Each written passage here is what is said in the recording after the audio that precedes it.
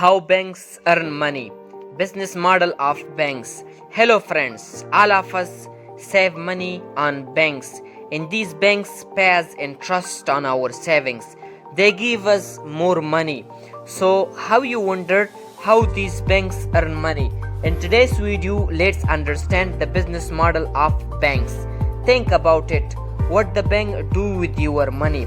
It can be that banks will take your money in big safe and lock it and keep the keys safely, and the money would remain in the locker safely. This is the version shown in movies. It is not so in reality. In reality, banks use your money to loan others, and the interest that they charge on that loan is their earnings. Let's understand this with a simplified example. This is a bank. This bank has one customer, and that is you. You deposit $100 with the bank, and this bank pays you interest at 4%. Presently, this is the rate of interest for the savings account, 4% per year. So your $100 is now with the bank. The bank then gives out this $100 to some other person. A person is buying a house, so he took a loan for it. The bank charges interest at the rate of 8% from the borrower.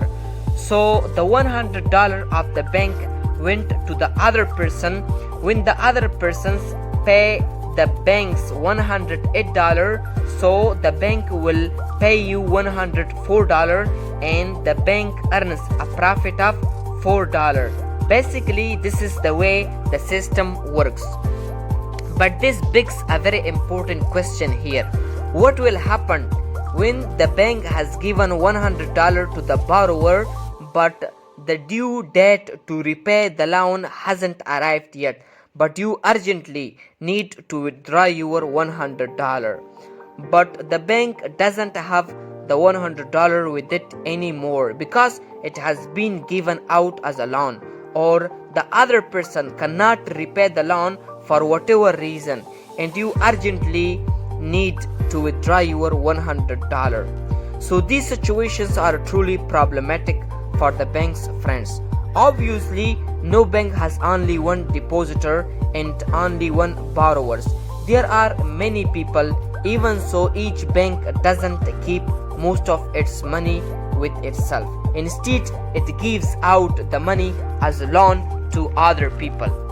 That is why they has a rule of all the money deposited by the depositor with the bank has to keep at least 4% of it with itself as cash reserve.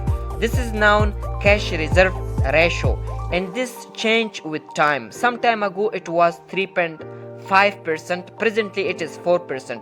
Anyway, so interest rate difference is the big source of income for banks, and there are two more main source of income for banks as well. As first, the revenue from fees and commissions, the various type of fees being charged by banks. Like if you aren't maintaining a minimum account balance, a fees is charged. The fees that is charged for various services of the bank you use. The bank gets some money from there as well, although it isn't a main source of income, but again bank make some money from here. And the second way is the investment made by banks. The bank invests on its own in multiple assets. It can invest in government bond, it can invest in gold, it can invest in stock market, and the money that banks get from there is also a major source of income. If we talk about expenses, a major part of the bank expenses is paying the rent, paying the salaries of the employees and managers. It accounts about 30% to 40% of the total expenses. But again, bank make a lot more money. So I hope you learn something from this video. Thank you so much for watching. Make sure to hit the